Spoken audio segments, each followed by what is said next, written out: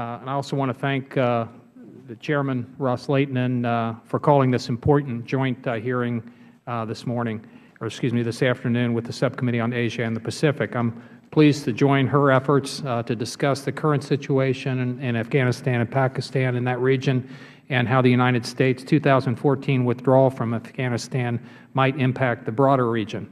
Earlier this year, the picture of the U.S. withdrawal from Afghanistan remained largely unclear, but it was clear that expediting the withdrawal plan was strategically risky to the stability and security interest of South Asia more broadly.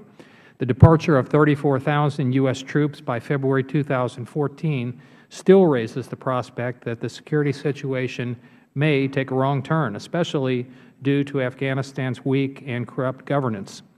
This is an issue that should be of particular concern, considering that Afghanistan prepares for national elections in April 2014, which is not that far away.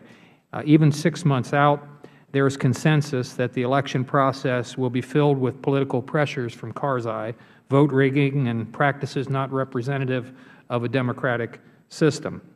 There are few signs Karzai's government learned the lessons from Afghanistan's past elections.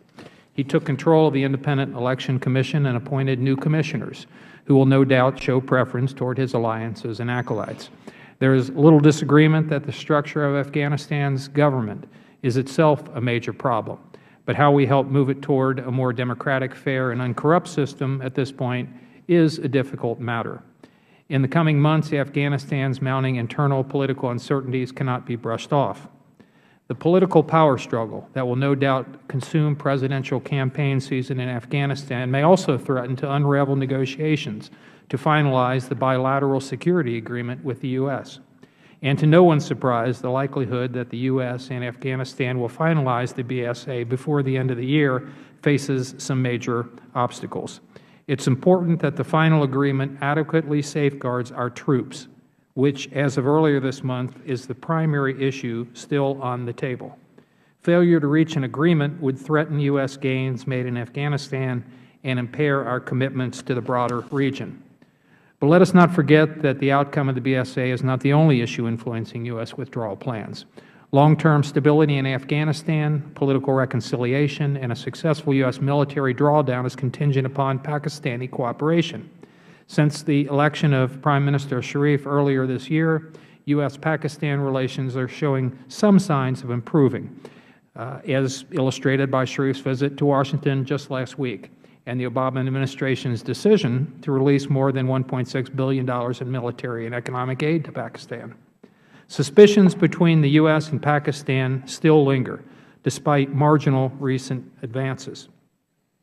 Newly elected Sharif is linked to sectarian extremist groups in Punjab, and his past support of the Afghan Taliban may well influence his policies in the upcoming months, to the detriment of Pakistan's neighbors and U.S. security and foreign policy interests.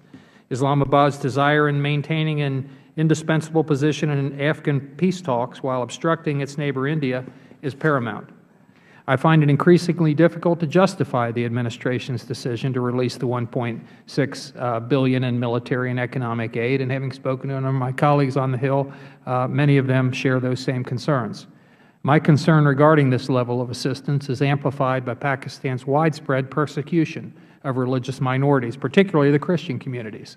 Pakistan is ranked among the most religiously intolerant countries in the world, and this level of intolerance, unfortunately, seems to be increasing. A Pakistani adhering to anything but Sunni Islam finds himself the target of discrimination, overt persecution, and potential terrorist attacks. For example, on September 22nd, a suicide bombing of the All Saints Church in Peshawar left over 130 Christians killed and over 150 injured.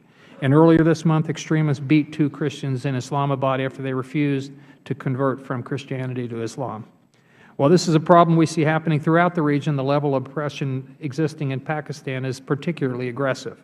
It is my hope that Prime Minister Sharif addresses this problem and reforms Pakistan's blasphemy laws, laws that terrorists use as an excuse to attack Christian churches, burn their settlements, and commit murder in Christian communities. I urge Prime Minister Sharif to include the protection of religious minorities as part of his new security strategy, and I urge the Obama administration to make Pakistan's progress on this particular issue, among others, a qualification for receiving U.S. assistance. I again want to thank Chairwoman Ros-Lehtinen for calling this hearing, and we look forward to hearing testimony from our distinguished panel of witnesses, and it is truly a distinguished panel this afternoon. And I'll turn it back over to Chairwoman Ros-Lehtinen. Thank you.